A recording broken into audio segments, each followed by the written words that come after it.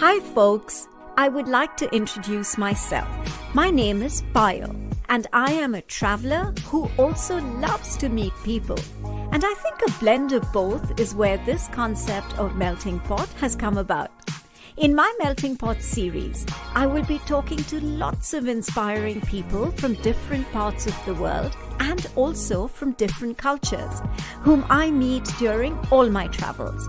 The common factor between these folks will be the desire to follow their passion and make it a way of life. So step into this melting pot and enjoy the chats. Hi listeners, welcome to another episode of Melting Pot, a series of conversations with very, very diverse and passionate people from all over the world.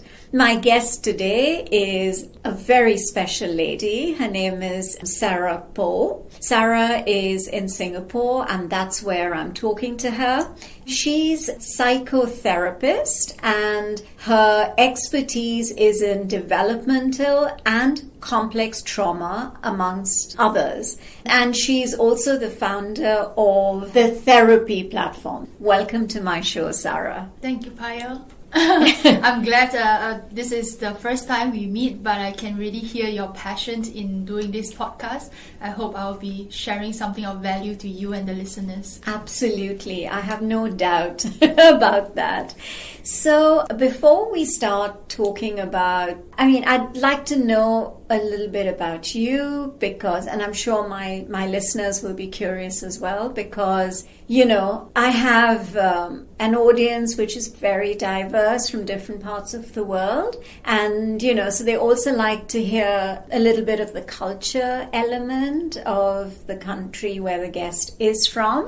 Right. So you're Singaporean, right? Yes. I am born and raised as a Singapore. I've never really stayed out of Singapore for a very long period of time, except for maybe a couple of months. That's more for maybe some training or my own vacation. I took a break. I call it like my gap year at the grand age of like 38 years old after I left my previous workplace of 10 years.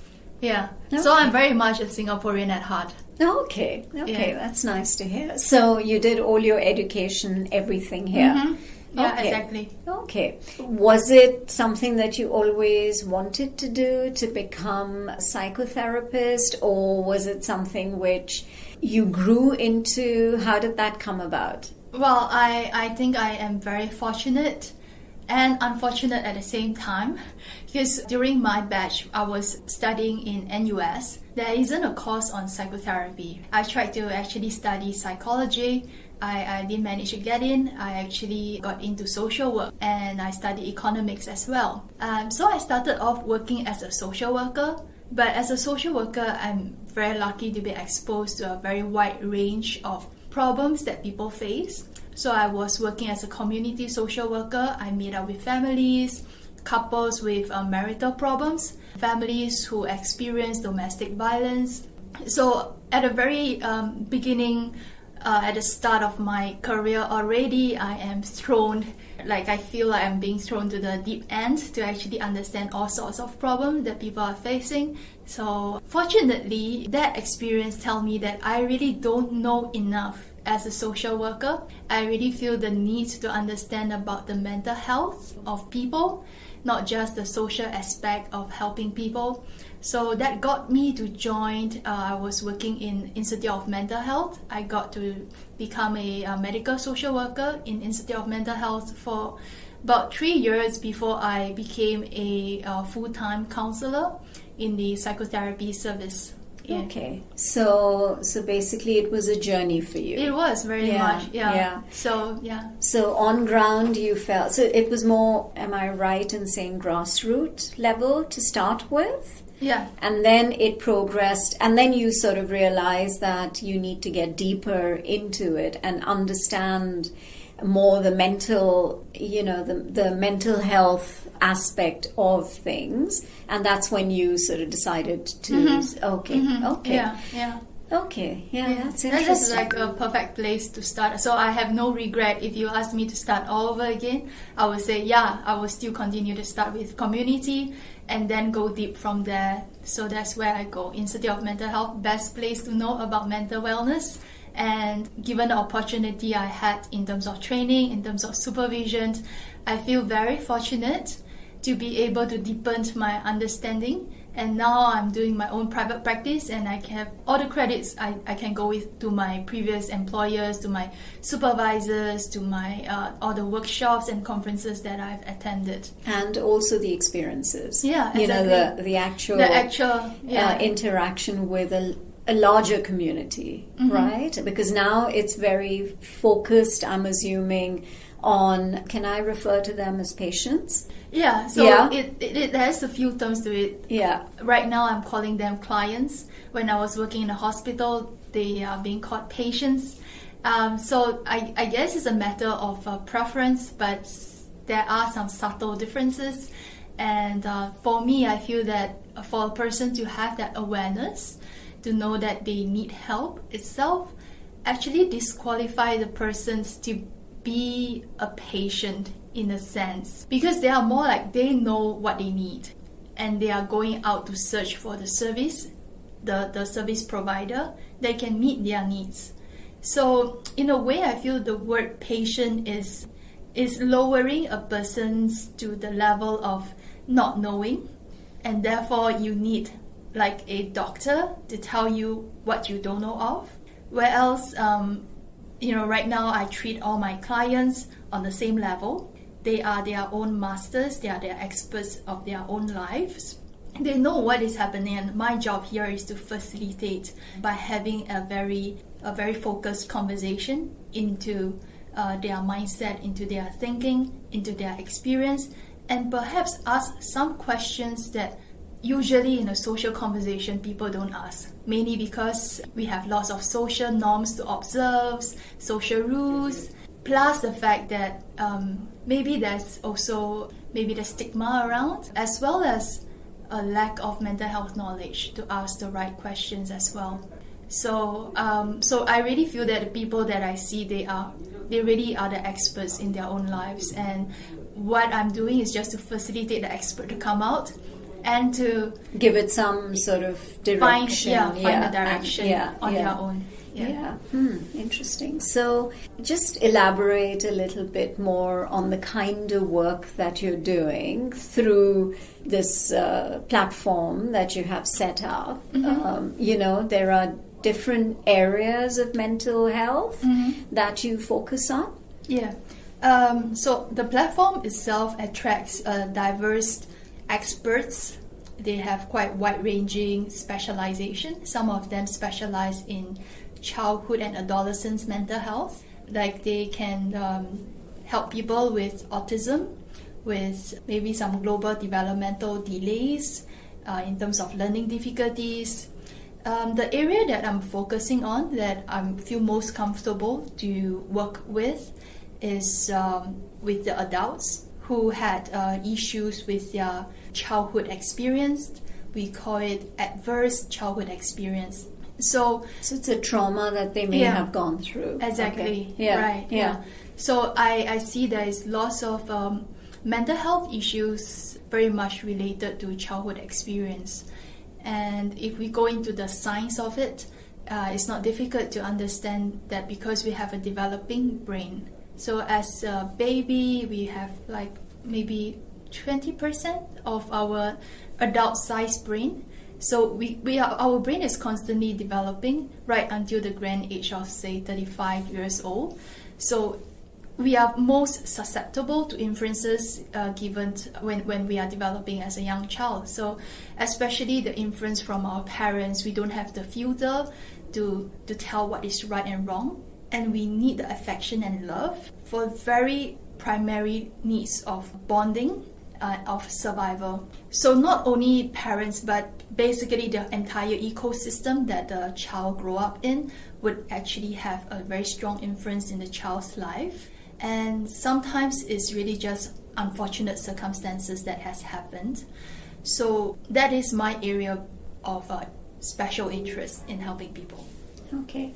So you're saying that the environment also, I mean, other than the bond and the love and everything, the environment also has a very large and important part to play in the development of a child, right? So it's like a secure environment, absolutely. a happy environment. Yeah. So Okay. we talk about culture as well. Like why some culture, they are very comfortable with physical intimacy, very affectionate. Like in a European country, they hug with each other. You know better. You have lived in some of these places. That's right. But for me, as a Singaporean, I know that I am very different from them.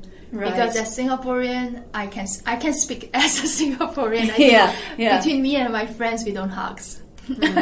I grew up with that understanding that okay, we are friendly to each other, we care about each other, but there's a lack of that expression of physical affection to each other, and that is cultural. And as I grow more interested to understand people, I now am able to link individual mental health with a collective mental health, with the historical events that happens would actually affect just about everybody in that particular circumstances, and that give birth to a particular kind of culture. And here in Singapore, perhaps that's the reason we are not comfortable with the physical intimacy, because if you understand about the impact of trauma, the body is dysregulated. So when the body is dysregulated, a breakage of trust with interpersonal trust going on. But essentially, I feel that there's a great need to repair, not just individual, even though I'm working individually, but I really hope to spread this understanding and build that psychological resilience in the society. And that's why I'm doing the therapy platform. Right. To have a wide ranging of experts coming on board, makes it as easy as possible, as accessible as possible, and affordable. Affordable in terms of price, plus accessibility in terms of location, accessibility in terms of specialization. And now we are in this phenomenal age, right? Such a big change in terms of technology, and we are in this pandemic, and that really propelled the movement of online counselling. Right.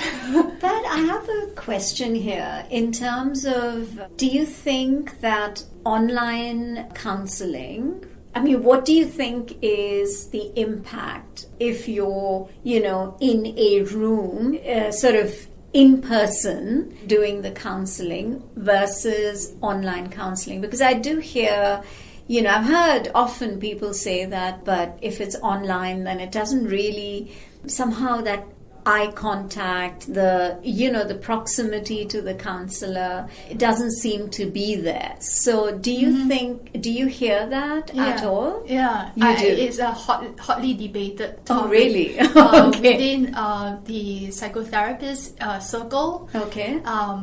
In my experience, I have started doing online counseling ever since I left my previous workplace. So I have I see clients face to face as well as online. And in fact, some of the clients look for me because I'm providing online counseling, and that is different from the rest because they are really looking for convenience. Given their very hectic lifestyle, they are looking for affordability, so they don't have to pay for room rental. They are also looking for safety. So some of the clients I have told me that they feel less comfortable to meet psychotherapists in person because you're talking about... Yeah, so that's the interesting part. Not everyone is comfortable to meet people in person. Yeah, so through online, it actually create that distance, an emotional distance, such that the person feels safe enough to disclose more of themselves. Especially of their personal sensitive information. They feel that they are in a very neutral space, so they are not at the therapist's room, neither is the therapist in their room, right? They are comfortable in their own space. You're listening to a fusion of stories recounted for the first time ever by some fascinating people from across the globe with me, Payal, on this very unique and special podcast series, Melting Pot. So like I have a client who would actually say that she feels dysregulated in the session, like she feels very, very anxious, and the only way for her to manage this anxiety is to have a break in the therapy sessions. That I'm talking about online therapy session. So, and that just happened. She would just pause it and then took off a few minutes just for her to calm down before coming back. And she has the session in the comfort of an environment that she's familiar with. So you're saying to be in an environment like, familiarity is also important in some cases, right? So for some clients, that is more attractive for them. For others, they will really rather have a face-to-face for every sessions. And there's pros and cons to both. And I think it's good to actually provide both means of having psychotherapy. Okay. So when did you set up this platform? How many years ago? Well, it's really new. I just launched it beginning of this year. Oh, yeah. Okay. Congratulations. So really new. Thanks. Yes, I've actually, I'm talking to you at the right time. Exactly. I really need people to know about this platform right now. Yeah. So how many therapists do you have on the platform? So do they? So how does it work? They're obviously using the platform, right? They're not employed by you. Okay. Yeah. They are independent. We say independent contractors. Okay. So more like a freelanced therapist. You can say that this is part of the gig economy if you want to use a entrepreneurial term to it. But it does not negate the legitimacy of the service. They are all professionals, have a professional membership with professional associations, and it's just as managed as a professional you can find in the public sector. So the advantage, I guess, is that, their specialization is different. Some may be similar, but a lot of them have different specializations. Yeah. So this one platform can be approached to have all, the different options available. Yeah, right? Yeah. We want to, because I think one of the big questions people who look for professionals is where to find. And secondly, some specialization is very niche and it's hard to find. Like, for example, I have a therapist who just has newly published her account, and she specializes in selective mutism. And what is that? It's an anxiety disorder that largely affect children. So only children has mostly, I would say 99% that we have come across are children who experience anxiety problem, and that got them to manage their anxiety by not talking to perhaps a selective group of people, perhaps in a certain setting like in school. The title or the label of it, just for convenience of people understanding it, is selective mutism. Mutism. Okay, so when they don't, for a second, mutism. Mutism. Okay, I get that now. Yeah. Okay, mutant, not the ninja mutant. Right. Yeah. Okay. Yeah. Interesting. So, how many therapists are currently on your platform? We are currently, I believe, it's about 32. Oh, that's quite a large number. We hope to actually increase to 50 by the end of the year. Okay. We hope more will come about. So if you're one of the therapists listening to this, please reach out. And all your therapists based in Singapore? Not all. We have about 50% based in Singapore. Some of them are based in UK, one in Italy, one in Brazil, 2 in Canada, about a quarter of them based in Hong Kong. So Hong Kong is our next market that we would like to focus our marketing on. But for now, our marketing effort is focused in Singapore since we are really new. Right. Mm-hmm. And so how did a therapist from Brazil get onto your platform? Through the wonderful social media of LinkedIn. Yeah. Okay.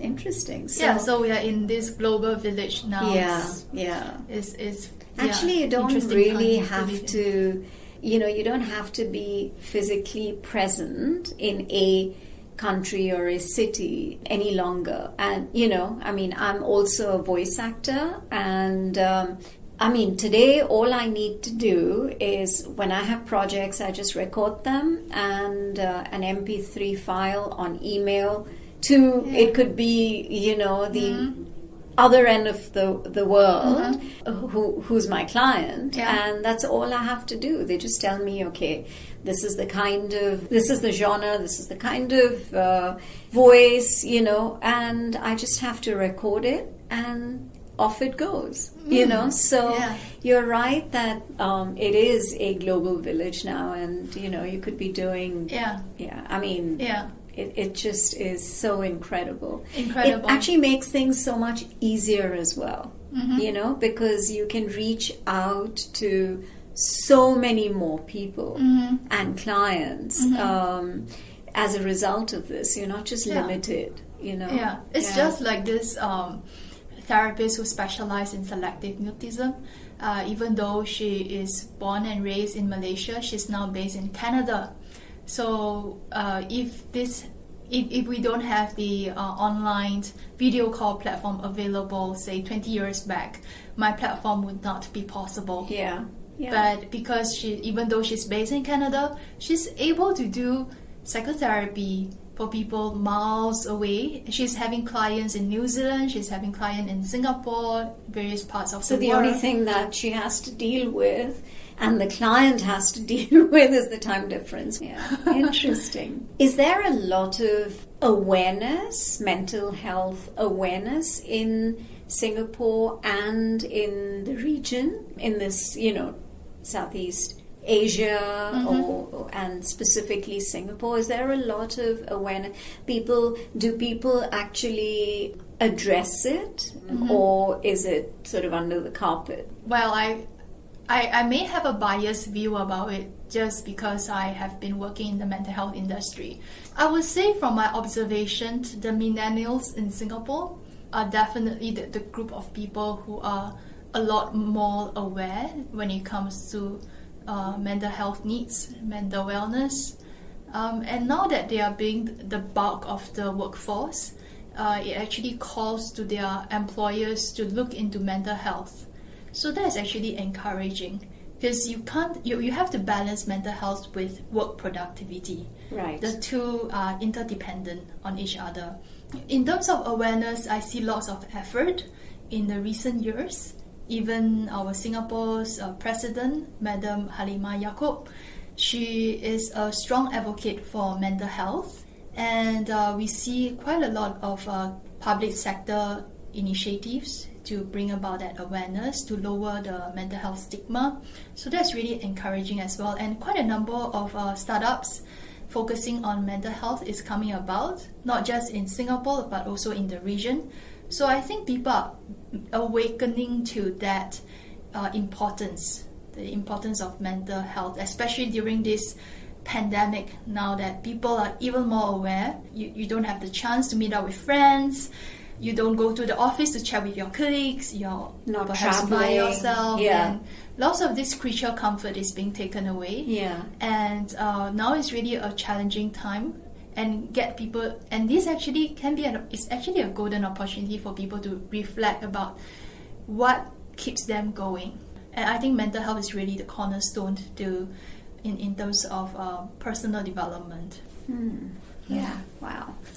I think we could continue to talk for at least another hour or so. Lots to say. Yeah, I can imagine. Anything else that you'd like to add before, we end the chat?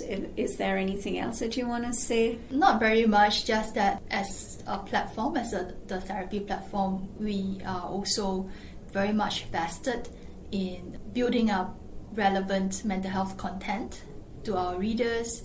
We have got talk shows as well, live talk shows. Oh, okay. So we are having our third episode this Friday, 9 p.m. That will be on the 2nd of October. So by the time you hear this, it will be sometime down the road. But I hope that this will be a permanent feature I'll be doing. every first and third Friday, 9 p.m. So it's a talk show, as in, so you have like a panel of therapists? So I will be inviting mental health experts, as well as maybe people who experience mental health and has gained triumph over their mental health challenge. So it's still for the purpose of spreading this mental health acceptance and generate that conversation so that people become more comfortable to talk about what really matters to them. And it's on your platform? Yes, so just follow us on the therapy platform, Facebook page, LinkedIn, what have you. All the multiple social accounts. YouTube. Wow, that's great. It's been so riveting listening to you. And, you're doing a lot of good work, I can see, and good luck with that. And I hope my listeners have had a good take, and I'm sure, not I hope, but I'm sure they've had a good takeaway from whatever you've had to share with me as well as with them. So thank you time so really much. Flies.